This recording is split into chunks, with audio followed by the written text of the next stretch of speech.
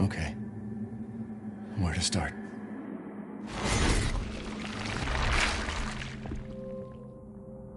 My name? It's Ethan. Ethan Winters. It's been 3 years since everything happened at the Baker house. I was looking for my wife, who disappeared. I got an email from her. She told me to come get her. And of course, that's how I ended up in the middle of nowhere, Louisiana. I found Mia being held captive in a dark basement. She wasn't thinking right. She attacked me like some kind of wild animal. Later on, I found out that she was infected by a special kind of mold. I looked all over the house trying to find an antidote, a vaccine, anything. The people who lived there were already infected. What was left of them wasn't human. The source of the infection was a bioweapon that looked like a little girl. Her name was Evelyn. I fought the fucked up family and was able to treat Mia's symptoms with a serum.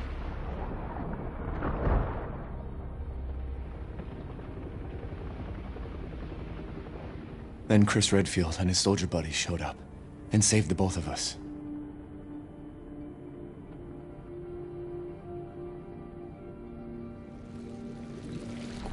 Is that enough?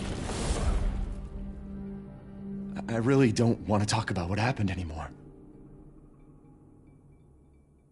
It's all over now.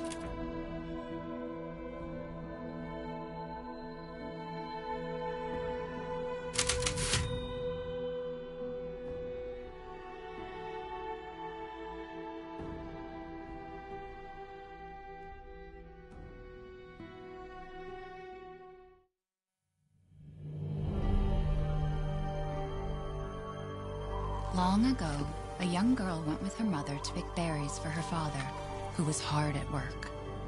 But the forest greeted them with a dark, cold silence, the bushes empty. Yet determined to find the berries, the rascal broke free from Mother's grasp and vanished into the trees. Mother's worried cries faded fast as the girl ran on, over vine and under branch, and into the forest deep. Feeling strange eyes upon her, the girl recalled Mother's scary bedtime tales, and her throat became bone dry. Then the Bat Lord appeared. He greeted her warmly and bit his own wing. "Come, child, quench your thirst," he said. So she drank the thick, dark blood and smiled with joy. Passing through the graveyard, menacing storm clouds loomed, and the air turned bitingly cold. The girl was shivering in her thin clothes. Then a dark weaver appeared, and with a click of his fingers, crafted mist into a beautiful dress. "Come, child, warm yourself," he coaxed. So she clothed herself and smiled with joy. Across waters deep and ominous she went, hoping a boat she found would carry her home. But hunger's grip tightened and her heart grew heavy. Then the Fish King appeared and offered one of his many fins. "Come, child, eat your fill." So the girl ate and smiled with joy once more. Continuing on, she soon entered the forest's dark heart. Then an iron steed appeared, bearing a beautiful golden gear. The creature said nothing as the girl approached and snatched what she thought was another gift. The horse grew angry and summoned the other monsters. Terror filled the girl's heart as the wild wind rose around the beast.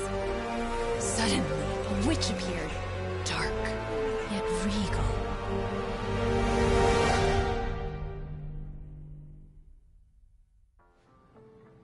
Gifts we gave, but more you took, she snarled. So more in turn is due. In a blink, the girl was trapped inside a mirror. There. She's asleep. What is with the creepy story? She's only 6 months old. Woman at the store said it was traditional. A local tale. Besides, Rose doesn't seem to mind. Because she doesn't understand it. Thank God. We moved here so that she wouldn't have to deal with any of that, remember? There's nothing wrong with my memory. You're just being paranoid. It's not... Never mind. I'm sorry. But I'm not paranoid. I'm just cautious. Then...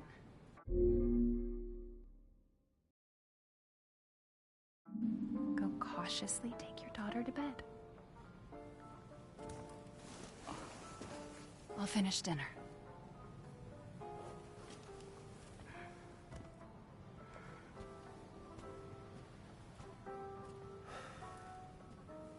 It's okay, Rose.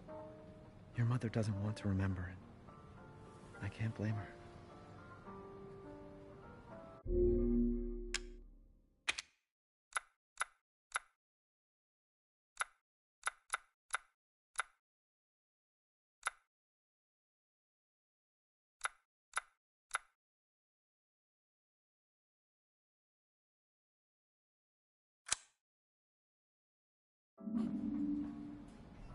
Did you say something? No.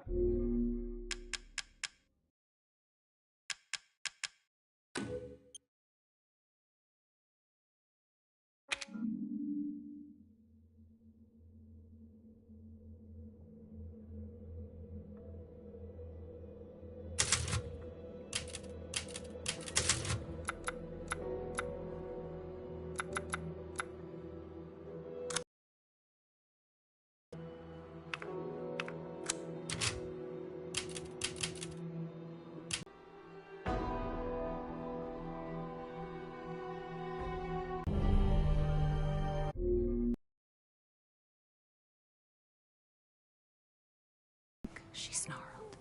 So... there. She's asleep. What is with the creepy story? She's only 6 months old. Woman at the store said it was traditional. A local tale. Besides, Rose doesn't seem to mind. Because she doesn't understand it. Thank God. We moved here so that she wouldn't have to deal with any of that, remember? There's nothing wrong with